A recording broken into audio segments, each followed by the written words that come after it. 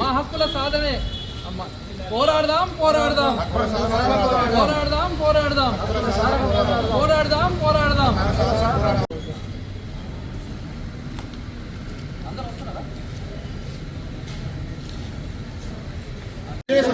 మన హక్కు మన హక్కు మన హక్కు.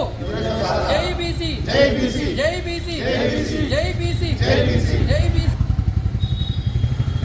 ఆ కంటుకు అయ్యాయ్యా ఆ చెయ్యి నా ముఖం మీద వస్తాను. రెడీయా?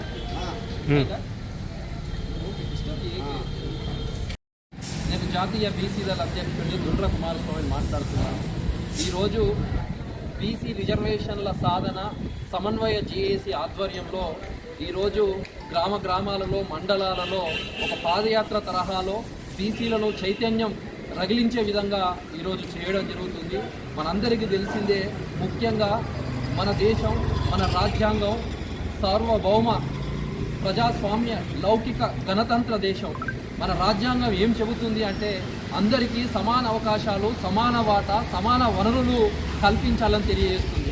మరి అలాంటిది బీసీలకు ఈ రాజ్యాంగం అమలు అవుతుందా అంటే ఒక ప్రశ్నగా మారిందని తెలియజేస్తున్నాను. నేడు ఈ దేశంలో కావచ్చు, ఈ రాష్ట్రంలో కావచ్చు, సగటు మనిషికి ఆహారం, నీరు, జాబు, ఉద్యోగం, కనీసం గూడు గుడ్డ లాంటివి కూడా అందరి పరిస్థితిలో ఉంది.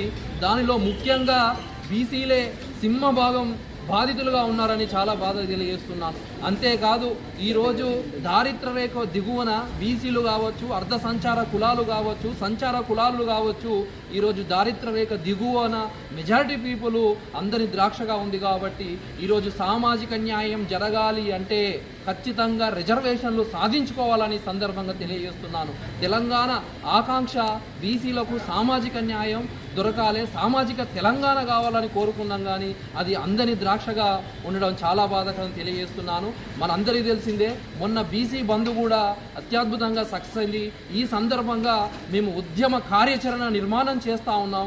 గ్రామ గ్రామాల, మండలాలలో, జిల్లాలలో, పట్టణాలలో, అవసరమైతే దేశ స్థాయిలో అందరినీ కలుపుకుపోయి ఒక తెలంగాణ ఉద్యమ తరహాలో, ఓ స్వాతంత్ర ఉద్యమం తరహాలో ఓ జాతీయ ఉద్యమాన్ని నిర్మించబోతున్నామని తెలియజేస్తా ఉన్నాను. అంతేకాదు మా హక్కుల కోసం కేంద్రం మెడలు వంచైనా సరే, రాజ్యాంగ సవరణ చేసైనా సరే 9వ షెడ్యూల్లో పెంచి 42% రిజర్వేషన్లు సాధించుకుంటామని సందర్భంగా తెలియజేస్తున్నాను.